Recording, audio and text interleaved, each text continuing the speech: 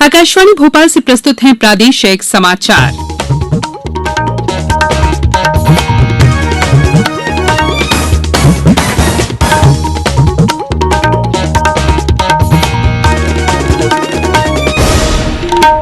नमस्कार, समाचारों के साथ मैं संयुक्ता बैनर्जी। पहले मुख्य समाचार।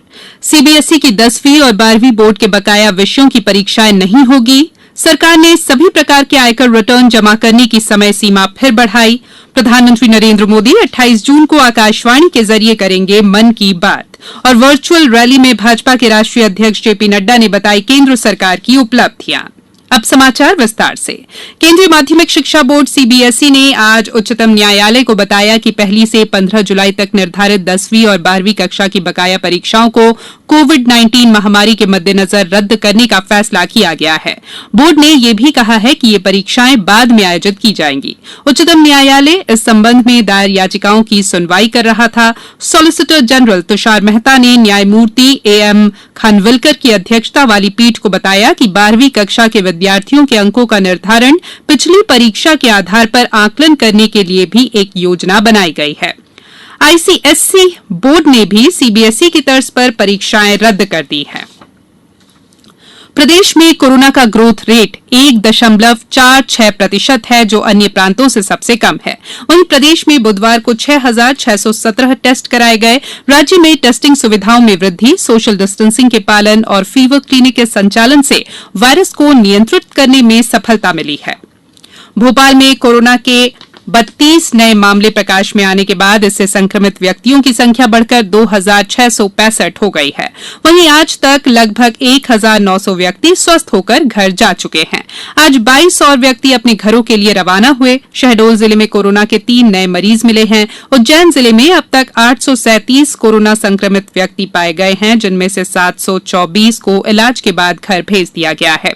इंदौर जिले में 40 नए मामले आने के बाद संक्रमितों की संख्या बढ़कर 4,507 हो गई है। जबलपुर जिले में 8 पॉजिटिव केस मिले हैं। अब तक जिले में कोरोना संक्रमितों की संख्या 373 तक पहुंच गई है, जिनमें 297 मरीज स्वस्थ हो चुके हैं।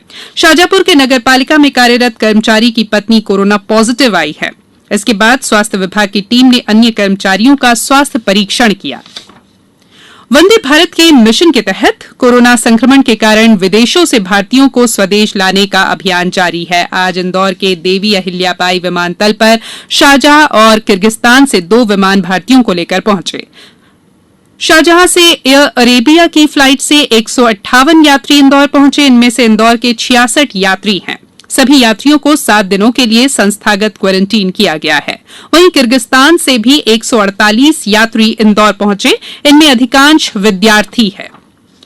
कोरोना संक्रमण से बचाव के लिए इंदौर के देवी अहिल्याबाई अंतर्राष्ट्रीय विमानतल पर ऐसी मशीन लगाई गई है जो लोगों को निर्धारित 1 मीटर की दूरी का पालन नहीं करने पर चेतावनी देती है। इंदौर के सांसद शंकर लालवानी ने कहा कि इंदौर अपने आप में पहला शहर है जहां हवाई अड्डे पर आधुनिक तकनीक का इस्तेमाल कर शारीरिक दूरी बनाने की व्यवस्था की गई है। मशीन के बारे में इंदौर विमानतल की निदेशक अरिमा सान्याल ने आकाशवाणी को बताया कि ये मशीन यात्रियों को दूरी बनाकर कोरोना से सुरक्षित रहने का संदेश देती है। ये एक सेंसर बेस्ड और आर्टिफिशियल इंटेलिजेंस बेस्ड एक सिस्टम है जो सेंसर से अगर यात्री के बीच में 1 मीटर अर्थात 3 फीट की दूरी से कम हो जाती है तो अलार्म बजती है और अलार्म के साथ साथ एक आवाज भी, ये अंग्रेजी और हिंदी में कहते हैं, आप दूरी बना के रखें, आप सुरक्षित रहे।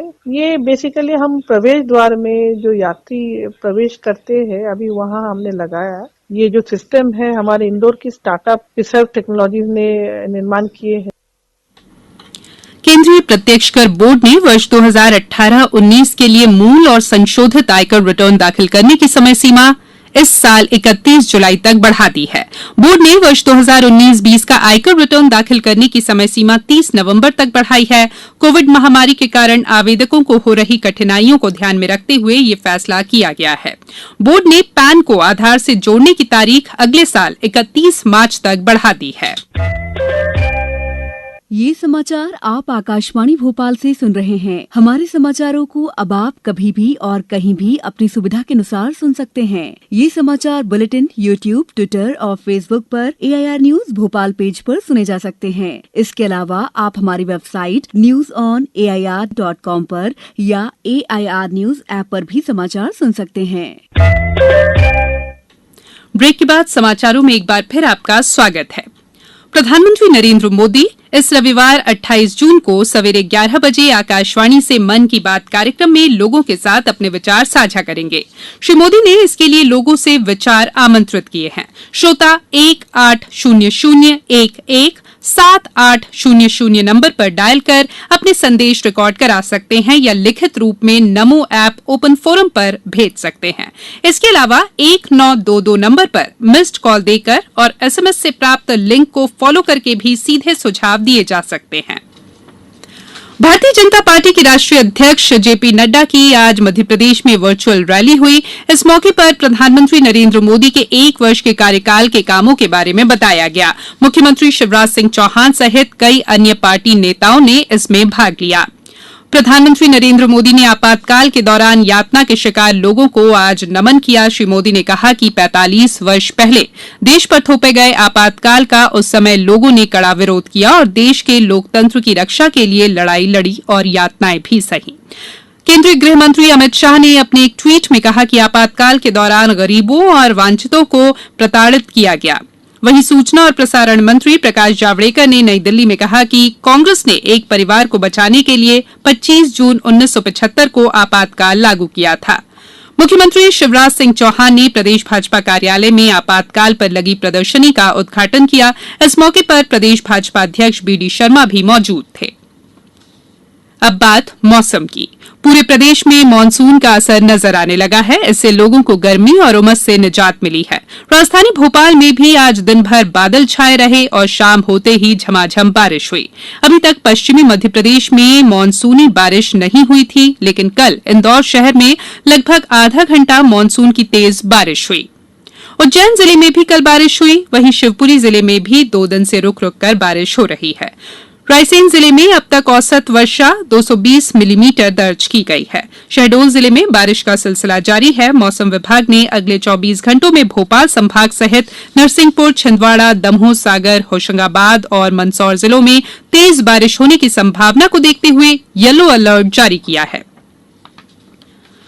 मुरैना के देवरी घड़ियाल अभ्यारण्य केंद्र पर 188 घड़ियालों ने इस महीने आमद दर्ज कर दी है। अब ये नन्हे घड़ियाल अपनी अटखेलियों से पर्यटकों का मन मोह रहे हैं। चंबल के 435 किलोमीटर क्षेत्र के कई घाटों से घड़ियालों के 200 अंडे मार्च के महीने में लाए गए थे। मुरैना के जिला वन मंडल अधिकारी अमित निगम ने बताया कि इको सेंटर में जो रियरिंग सेंटर है हमारा, वहाँ पे हम हर वर्ष 200 अंडे लाते हैं घड़ियाल के चंबल नदी से। इस बार 200 अंडों में से 188 अंडे ठीक पाए गए हैं, तो 188 का हैचिंग हुआ है। लगभग हम 2 या 3 साल तक जो घड़ियाल रहता है उसको हम नदियों में छोड़ते हैं ताकि वो वाइल्ड में सर्वाइव कर सके, खुद खाना खा सके और अपना पॉपुलेशन बरकरार रख सके। इस साल हमने 339 घड़ियाल छोड़े थे चंबल में और 25 छोड़े थे केन और सतलज नदी में और 31 छोड़े थे सोन नदी में। तो इतने हमने घड़ियाल छोड़े हैं। लगभग 2 से 3 वर्ष के घड़ियाल छोड़ते। वहीं श्योपुर के राष्ट्रीय घड़ियाल अभ्यारण्य में भी 700 नन्हे घड़ियालों को छोड़ा गया है। अब कुछ समाचार संक्षेप में। राष्ट्रीय बाल आयोग ने कांग्रेस विधायक जीतू पटवारी को उनके ट्वीट पर नोटिस भेजा है। श्री पटवारी ने बुधवार को बेटियों को लेकर एक ट्वीट किया था। टीकमगढ़ में आज ई सेवा केंद्र शुरू हुआ। इसके माध्यम से अधिवक्ता और पक्षकार घर से आवेदन कर सकते हैं। आगरमालवा में प्रधानमंत्री फसल बीमा योजना के अंतर्गत क्लेम की राशि किसानों के खातों में जमा नहीं होने की शिकायत पर 3 सदस्यीय जांच दल गठित किया गया है। सतना जिले में टिड्डी दलों के नियंत्रण के लिए जिला प्रशासन द्वारा प्रभावी प्रयास किए जा रहे हैं और गुना जिले में वन अधिकार अधिनियम के अंतर्गत निरस्त किए गए सभी दावेदारों के दावे MP वन मित्र पोर्टल पर 30 जून तक दर्ज कराने और निराकरण किए जाने के निर्देश जिला कलेक्टर ने दिए हैं। अंत में बुलेटिन के मुख्य समाचार एक बार फिर। CBSE की 10वीं और 12वीं बोर्ड के बकाया विषयों की परीक्षाएं नहीं होगी। सरकार ने सभी प्रकार के आयकर रिटर्न जमा करने की समय सीमा फिर बढ़ाई। प्रधानमंत्री नरेंद्र मोदी 28 जून को आकाशवाणी के जरिए करेंगे मन की बात। और वर्चुअल रैली में भाजपा के राष्ट्रीय अध्यक्ष जेपी नड्डा ने बताई केंद्र सरकार की उपलब्धियां। इस बुलेटिन में इतना ही। घर में रहिए, सुरक्षित रहिए और सुनते रहिए आकाशवाणी। नमस्कार।